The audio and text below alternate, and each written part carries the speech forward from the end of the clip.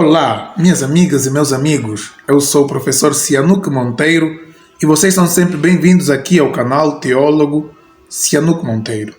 Se é a sua primeira vez, inscreva-se no canal, ative o sininho das notificações para estar por dentro de todos os vídeos.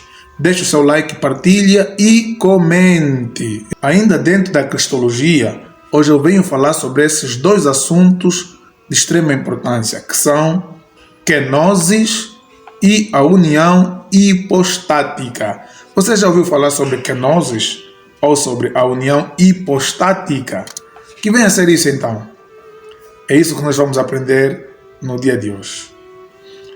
Bem, a palavra kenosis vem do verbo grego keno, que foi extraída do texto de Paulo aos Filipenses, que diz: Tende em vós o mesmo sentimento que houve também em Cristo Jesus, pois ele, subsistindo em forma de Deus, não julgou como usurpação o ser igual a Deus. Antes, a si mesmo se esvaziou, assumindo a forma de servo, tornando-se em semelhança de homens, e, reconhecido em figura humana, a si mesmo se humilhou, tornando-se obediente até a morte e morte de cruz. Vimos que Jesus Cristo, sendo ele em forma de Deus, antes esvaziou-se.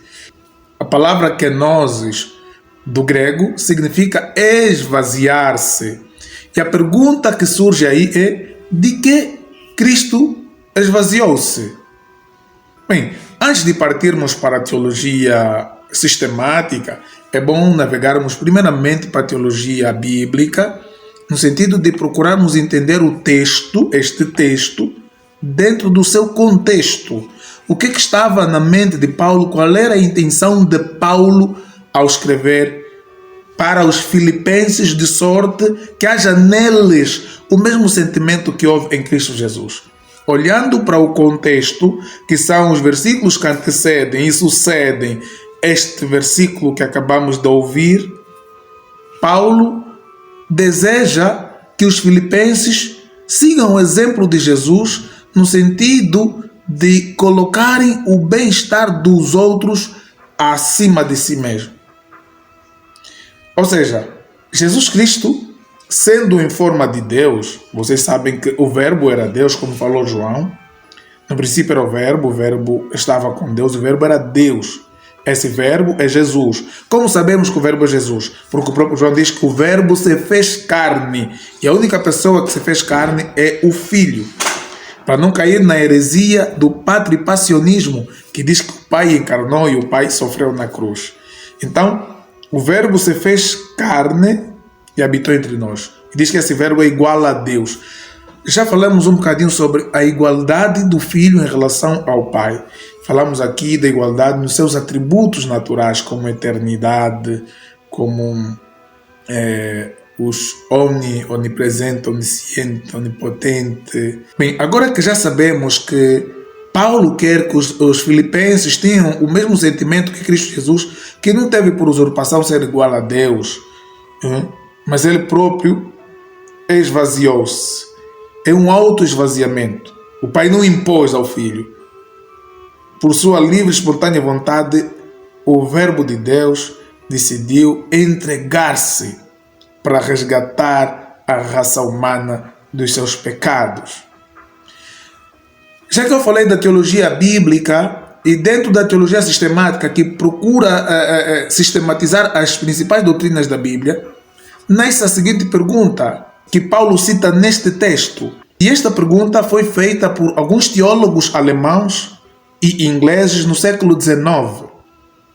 A teoria, para desenvolver essa questão do esvaziamento de Jesus, é chamada de teoria kenótica. Vem da palavra kenosis, como já falei, é esvaziar-se. E nascem as seguintes perguntas: de que Jesus se esvaziou? Será que Jesus se esvaziou da sua divindade, dos seus atributos naturais que eu aqui falei?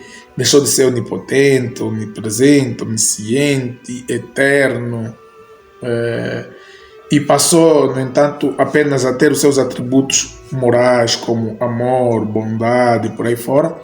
Esse era o pensamento desses teólogos do século XIX, alemãos e ingleses.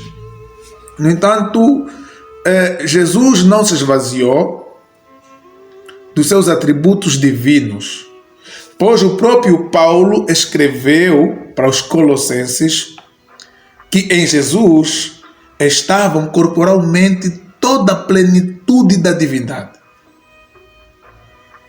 Já que toda a plenitude da divindade estava em Jesus, então Jesus não se esvaziou dos atributos divinos, mas Jesus praticamente abriu mão de certos privilégios que ele tem como Deus.